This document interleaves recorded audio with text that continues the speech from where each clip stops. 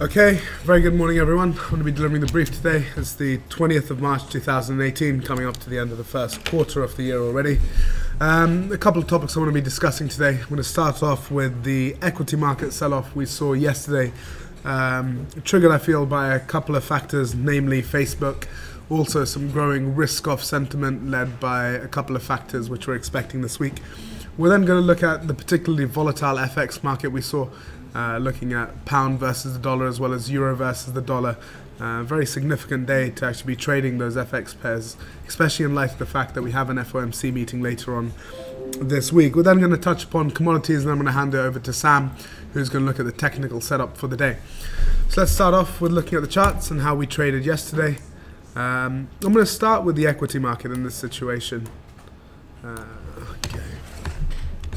Let's start with the Nasdaq, which was the underperformer given the fact that this is a technology index focused on the technology sector, and Facebook getting absolutely hammered yesterday, leading the Nasdaq to fall.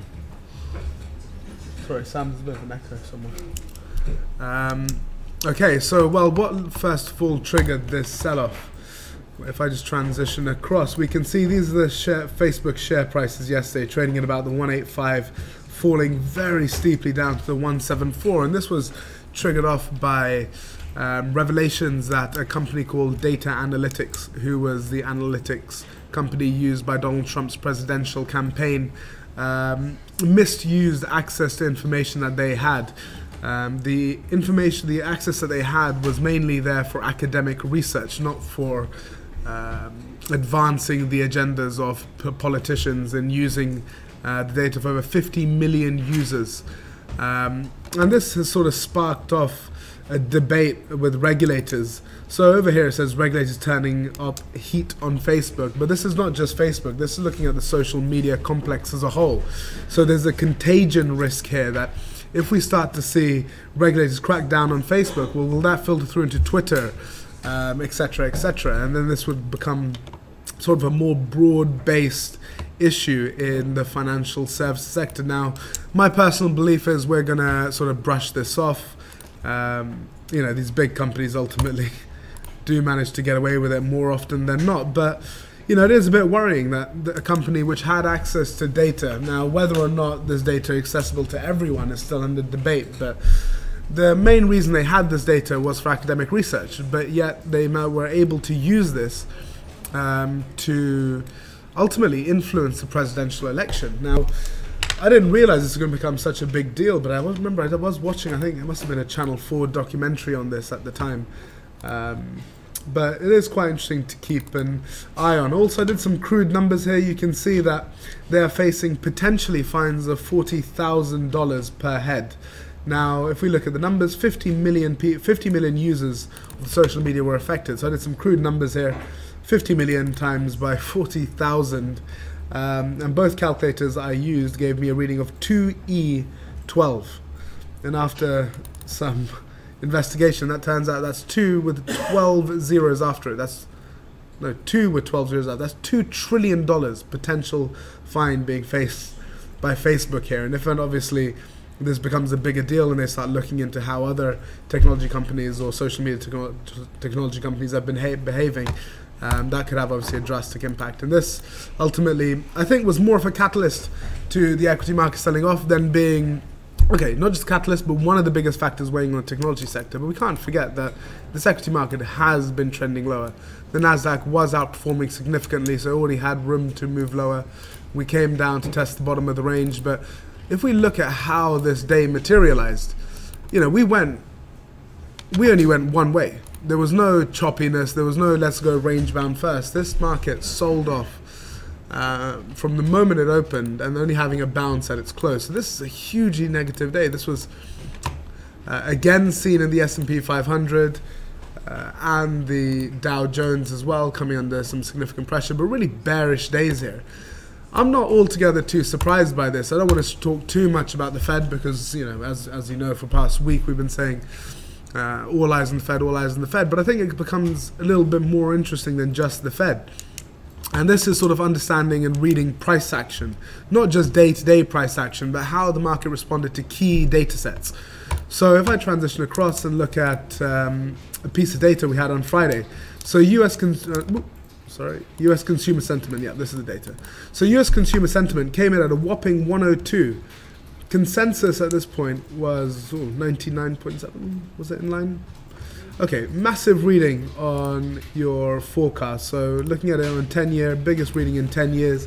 The last time we were trading here was back in 2003, 2004. So in terms of sentiment, the US is very, very bullish on the underlying economy. Now, unlike FX markets and bond markets, your equity market generally responds very well to sentiment data. And particularly given where we were trading coming up to this event. I did mark up the price. Okay, here we go. So this is 2 o'clock on Friday. Now look at where the S&P 500 was coming into this. So we'd been selling off. We obviously had that big sell-off down here on the inflation fears, but still remaining subdued. But we'd been selling off now for a few days. 3 days coming into this data set. We're at the top of the range. The technical setup was beautiful. If the market had positivity, it was going to take positivity away from it. This would have been a great place for the market to rally, take out this high, make a clean run possibly to the R2 level, given the fact that sentiment data was so good. The market didn't do this, however. You know, a lot of the times you can get caught up to the day-to-day price action of the market and become detached from the fact that this is ultimately just supply and demand. If people were willing to buy the S&P 500, this market would have gone higher. And actually, after the data, the market didn't go anywhere. I think for me, this was a lead indication that this equity market is not happy. It had every reason. It was well positioned, great number. We could rally, but ultimately, it didn't go anywhere. And this, then, no surprises, followed on with a few more bearish days. So I'd hold off a little bit to be too aggressive on the selling side, but for me, I think this was the point where I started to think, okay, this market isn't too happy. There's a couple other factors. The tariffs are going to be imposed this week, which will obviously have an implication on supply chains for sort of industrial companies such as automotive companies as well as technology companies, which obviously have a lot of dealing in China and the Asia region as a whole.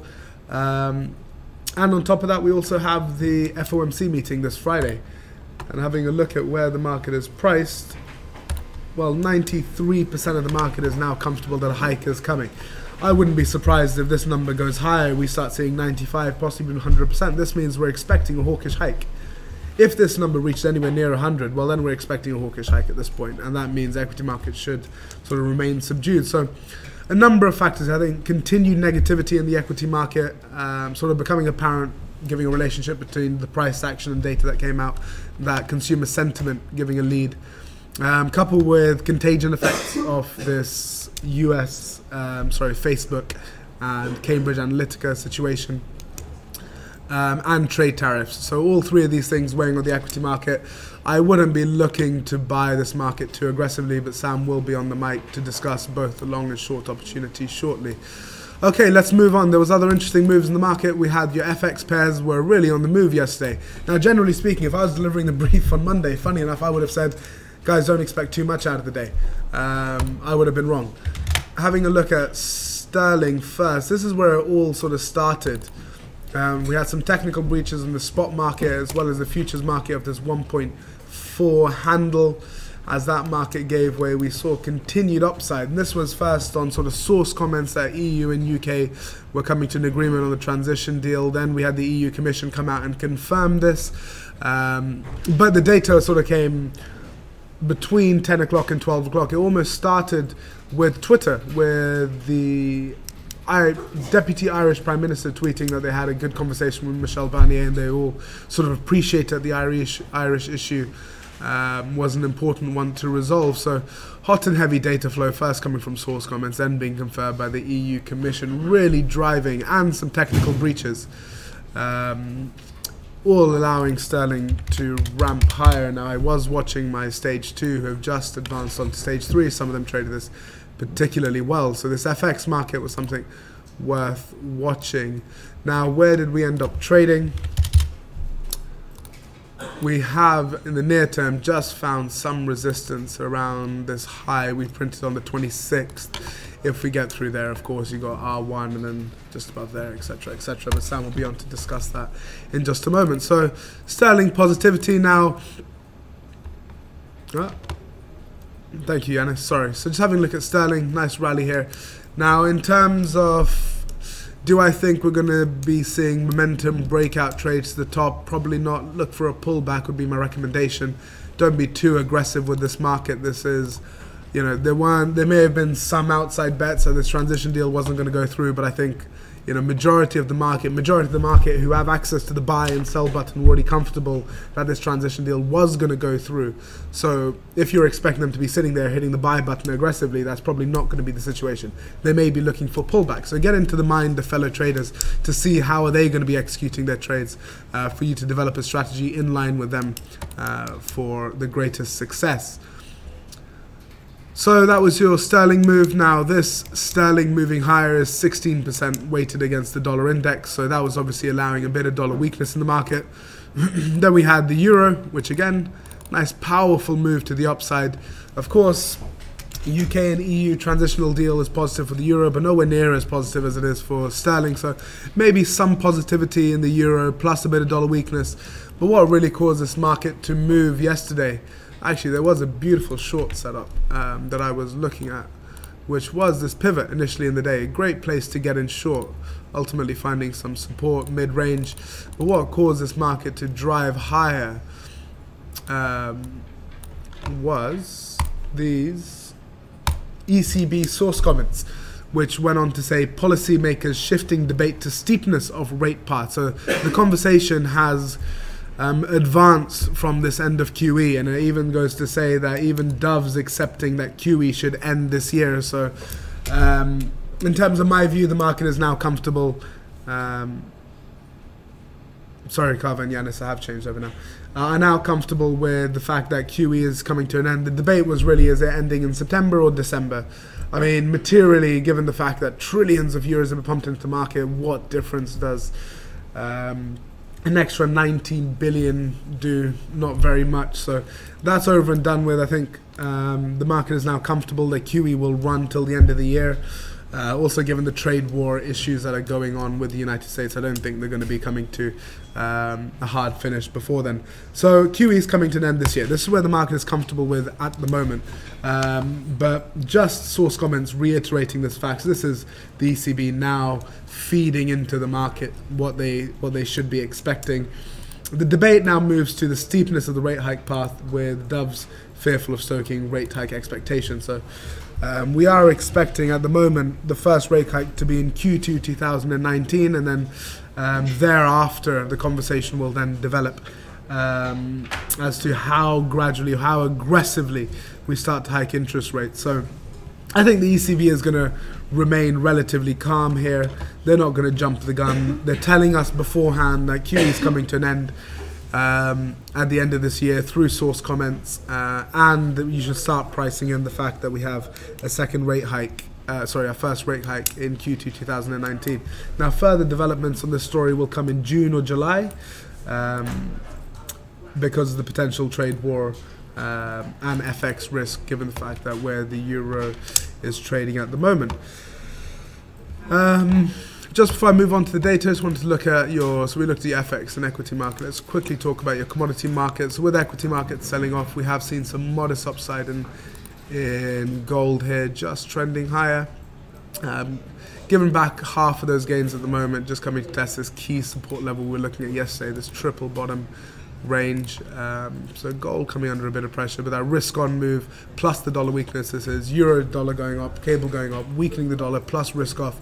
I'm actually quite surprised with how responsive gold has been. I'm not sure about you guys, but I really haven't found it to be that responsive nowadays. It's sort of choppy, it's not really going anywhere given the fears and the moves in the market. It has been largely unresponsive, so I'd be careful being too aggressive with gold. Seems to be comfortable within its ranges. Normally R2 and S2 used to, any risk on, risk off, goodbye, see you later. But that now has sort of disappeared. So I'd be careful. I'm not done with this product yet. I'm going to look into a little bit further as to why gold is being so unresponsive. But, you know, did move predictably here with a dollar weakness and risk off move. So a nice break and a classic. That profit taking would have been tricky. Could have probably put a trend on somewhere to exit that trade. And then finally I wanted to talk about oil as well. I was actually not in the market yesterday, but I was watching from afar, and I did see this break in oil. It's really key pivot level if you go into a longer time frame. You can see it was quite a strong technical level, this pivot, plus this high we saw on the 13th. That gave way. I made a rookie mistake without understanding what had happened. I kind of felt, well, this was a technical break, I'm going to get in for the short. Got in for the short, I need to get stopped out around here. This may have been following suit with the equity market coming under pressure, or the relationship between the equity market and oil market has been great recently. You can obviously put your chart analog overlay to have a look at that, but it's a good relationship recently, except for yesterday where equity stayed under pressure but oil managed to reclaim the pivot. It did get a bit choppy there around the 62 mark. Why was this? Well, I believe we also had a comment come out about OPEC, non-OPEC agreement, and we saw that OPEC, non-OPEC agreement was the record level compliance. So this is that squeeze on supply on oil driving the price of oil up. So I mean, this may be why we're seeing the oil market sort of outperform at the moment. But if we do see heavy selling in equity markets, I'd expect oil to follow suit. Largely the way that I've been trading oil recently is trading it as a correlated market with equities. Now I am saying this with a point of caution. You're really looking for severe risk on, risk off moves. The supply and demand issues become sort of quite difficult to navigate. So I mean, intraday range trading for oil definitely hasn't fitted my style of trading. More looking at it as a correlated asset with equities has been working pretty well for me so far. Okay, so guys, I'm just going to move over to the data calendar before handing over to Sam. I just want to quickly look at this. This is something I was observing yesterday. We have spoken about the yield curve again, but you can see that we are seeing a flattening of the yield curve, the spread declining quite dramatically. It's one of the lowest we've been since 2007, really, looking back. I don't want to spend too much time on that. Let's have a look at the data set that we have today. So today we have UK inflation numbers. Now this could very well be an extremely volatile event, given the fact about, one, how sensitive the market is to inflation numbers anyway at the moment, and two, well, this is UK inflation. This, I think, is a very key number just to cement whether we really have got out of the woods with regards to UK inflation. So let me just get the numbers up here. I think if we start, well, market expectation, let's have a look at market expectation. Let's look at the headline number first, year on year. So we're expecting the headline number here, having been at the top of this range at around 3.1%, we're expecting a pullback to 2.8% consensus view. So we're expecting it to slip down and be sort of mid-range, definitely coming off these 3% levels.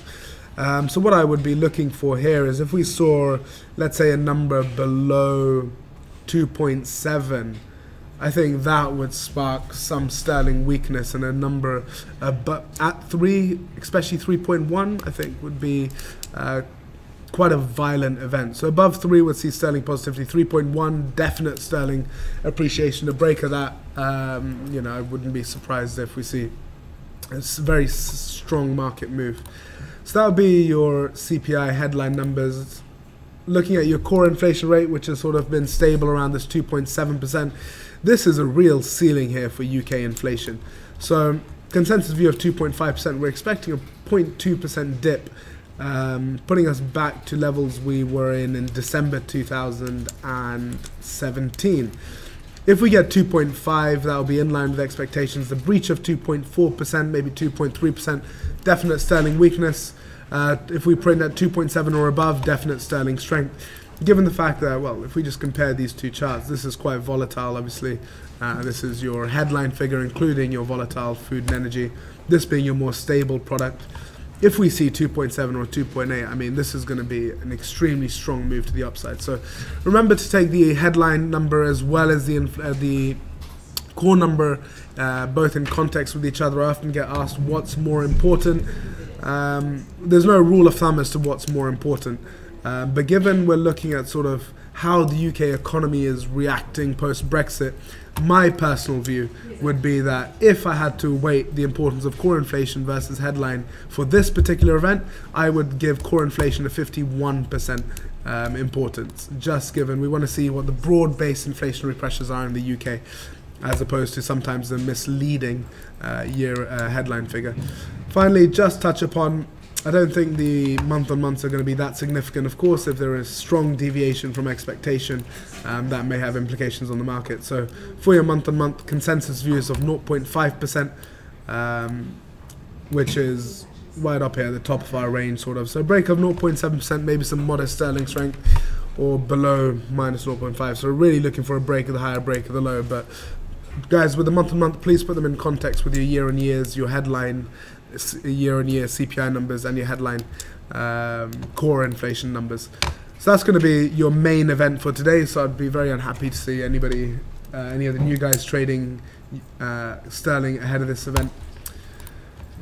Next up, we have ZEW economic sentiment data. So we have seen sentiment data from Germany start to decline steadily. Nothing too much to worry about given the European performance as a whole and where the euro is trading. I don't think the market is too concerned about this. We're having a consensus of 2.81, so continued decline. Yeah, if we start dipping into yearly lows, 2.5, or I'd say on the upside, 35 would be sort of the two extremes I'm looking for to see some positivity or negativity in the euro or the DAX. And then finally on the data front, we have consumer confidence flash. Now this is something I've obviously I'm quite interested in, just given how remarkable this recovery has been. If you want to see how the Eurozone has been recovering, well, the recovery comes from inside, right? So if we're seeing EU consumers, the consumers in the European Union, their confidence has been rising. And now, in terms of a data set, we've hit our first positive reading just a few months ago. This is quite remarkable, isn't it? Minus 5.1, steady trajectory upwards. We stop at 0, and now we've broken. I mean, it's going to be quite interesting. I don't think this is going to be particularly market moving. If we see a massive decline, then of course that would be euro weakness. But even if we get a reading of 1.42%, I wouldn't expect this to be hugely market moving. Consensus view for today is 0.1, so we're expecting it to be the same as it was last month. A break of 1.4 would be something of note, and I'd say -1 would cause some euro weakness. And yeah, I just wanted to mention one last part, which was just having a look at the DAX. I mean, European equities have been underperforming for a while now, and they are on the back foot this morning as well. So yeah, we may have, for any of you DAX traders out there today, you know, we have some sentiment data coming out, so it might be interesting to gauge what happens. But all eyes ultimately are on the Fed. We have obviously the UK inflation numbers coming out, which will be the main driver. After that, I'd like to be a little bit steady and not expect too much of the market, just reacting to any sort of headline news that come out. Okay guys, I'm going to hand it over to Sam. If you have any questions, please do drop them in the chat. Thank you very much and have a great day.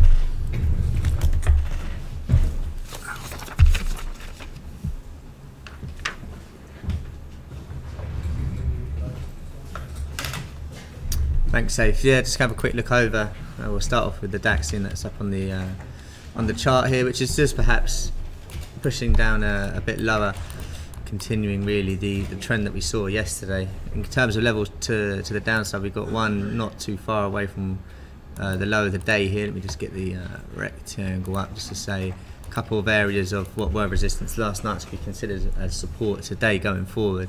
If we get through there, then you are really looking at well, either a breakdown of all these potential lows, but yesterday's low and the S1 level not too far away from each other. If we were to continue to push through that, another key sort of area, the lows of the sort of the 13th also could come into play. So worth keeping an eye on the DAX to the downside. Pivot for me now a bit broken up, as you can see. If we were to get back up to that sort of area, probably likely to get slightly messy. But you have some interesting resistance points just above the pivot that I would pay more attention to going forward there. Having a look over, we'll start with US equities after going through that DAX there. As you can see here, let me just bring this into picture. I'm just going to transition the chart just to make the camera slightly smaller, make it easier. There we go. Obviously the key area to the upside going to be yesterday's sort of morning and then into the early afternoon's lows before we broke through sort of on the cash open, if you like, there. So 27.32.5 the S&P. Key area to the upside. If we were to get anywhere near there, you've got to imagine there'd be some sort of at least short-term resistance. Lowering the time frame down, and we'll come on to gold in a bit to talk about this kind of pattern in a bit more detail, but you can really see this move yesterday started as we broke through here, obviously on the cash open, so it would have been hard to really to have taken on unless you were going to be slightly more aggressive. You can see a break of that trend, and the support that we made at 1 o'clock broke through, came back I guess to sort of test it, and then broke on down. So these sort of areas would definitely be of high interest if we were to get there at any point today. 27.32.5, 27.40.25, and then 27.45 and a half as well. Obviously the pivot and the higher the day is something to bear in mind going forward. If we were just to make our way, drift our way down, you've got important lows from the Asian session and low of the day before. I would say key area to the downside just to be marked up here, 27.12.75 there. You can see we broke through to the upside, but expect some support around here. Breaking through there, then it does open the door, and similar to the DAX, yesterday's lows near today's S1s wouldn't be completely out of the question. Having a look over at the Dow, pretty similar thing in that let's just get the 15-minute chart, sorry. You can see on cash open you had the break of the sort of the trend and what was the support at the time, break through, come back down. So those levels along with the high of the day obviously are going to be quite important going forward. The Nasdaq, which was obviously a bit more correlated due to Facebook, the weighting with the S&P, you can see again breakthrough, couple of decent opportunities on all these sort of support levels breaking through. If we were to get back up to test any of those sort of areas, they're going to be, you could expect some sort of resistance around there, long as mentioned with the highs of the days. Breaking through to the lows, similar for the S&P, where we found resistance late last night before just sort of breaking through. Could obviously be an interesting support area if we were just to drift lower. Keep an eye on the DAX this morning if we were to continue down. Euro stocks at the moment, as with the DAX, still closer to the low than it is to the high, but just trending lower, just albeit just found a bit of support. Key level for Euro stocks here got marked up. For all those equities you found, it seems to be the same sort of thing. The resistance levels around sort of 6, half 6 before we did break through into the back end of the evening could well be a good area of support, or looking for that continuation, a breakthrough there, and you're targeting S1s and yesterday's lows for all these equity markets. So having a quick look over at the Euro, put this back onto a 60-minute, you can see not too far away actually from its low of the day, and Euro Pound as we speak is just pushing to a new low. So keep an eye on that. If Euro was to break through here, obviously it's already had 1, 2, 3 tests of this level, so I wouldn't necessarily be looking to go long just because of that in a short time period. But a breakthrough here and the pivot doesn't seem too far away at all, and while it could be quite choppy around that point just because of all these areas of support yesterday, the cleanest trade could well be a little breakthrough there, and a continuation perhaps to the downside. Keep an eye obviously for the Euro Pound on that level. If we just have a quick look over here at Euro Pound to see what we're talking about, you can see they're just pushing a bit lower. This is the CFD here through the pivot and continuing to look to have a go at potentially getting down to that S1 area. Cable with Euro Pound pushing lower has been pushing higher as you'd expect, just pushed to a new high of the day while we've been speaking, and breaking through some pretty interesting resistance from last night, and then early this morning a bit of a test on that, and before breaking through. In terms of levels to the upside, the high that we made early morning yesterday, 141.46, definitely something to be aware of, and then just before that 141.26. To the downside, the low of the day has been an interesting range along with the pivot area today. I'd expect some good support around here, so these would be the sort of areas I'd be looking at between the pivot, so 76 and 66 to the downside, and then if we can push higher, 26 and 46 to the upside, and then obviously above that then you've got the R1. The significance, let me just get up a longer time frame for the pound here.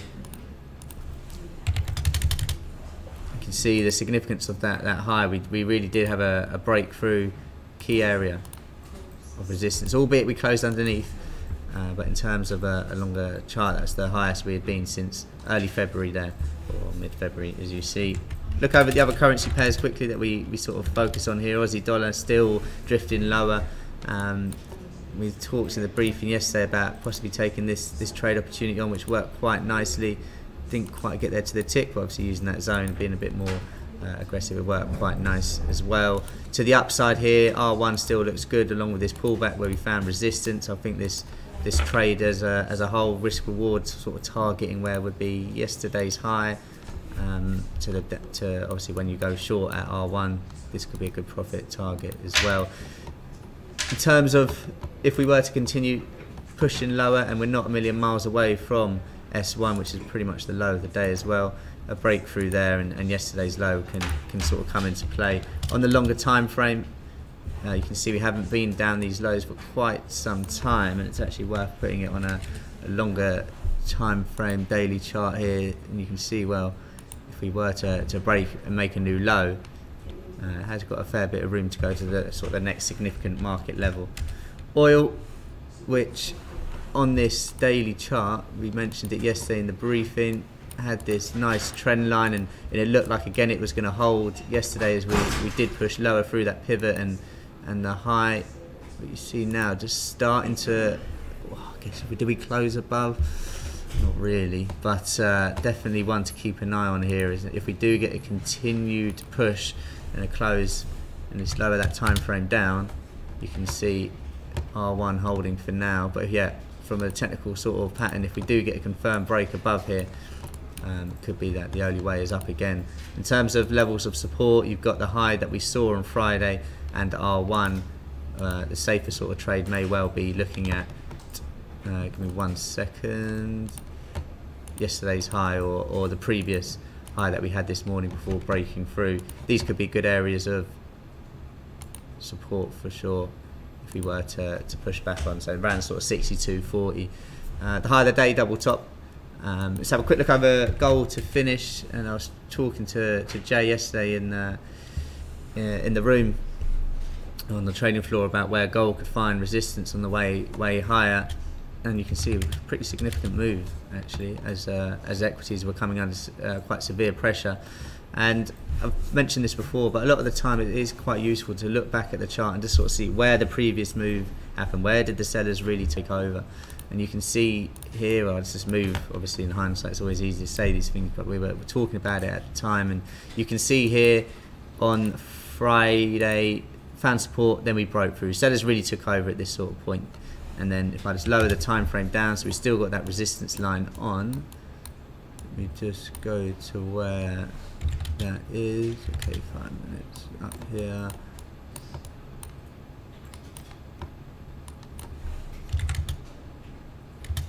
Ooh. And you can see, I don't know why the shorter time frame messed that up, but you can see here, came up yesterday and hit it pretty much perfect to the tick. It did actually come back and test it a couple of times in a short time period, but acted as a very good level of resistance, and since then we have pushed down. Area support today, not a million miles away from what was the previous high before we pushed on through as well, so interesting to keep an eye on there. Gold, you've got a bit of a trend line to be aware of, and I'm sure that's what Michael was just looking to talk about as well. Just pushing higher. Keep an eye on gold here as we do look to push on. With that pushing on, I'd keep an eye on US equities just to see if we're coming under pressure. And they're the lowest they've been now for a couple of hours, so just bear in mind, well, here we got the Nasdaq, obviously quite a key area being that low of the day, and so if we've broken through. I mean, that's quite messy, but yeah, definitely keep an eye here on risk assets as we come into just past 9 o'clock. Obviously, you've got the UK data, 20 minutes, so cable traders just be aware, and euro pound traders as well. Have a good day, and I'll catch you in the chat.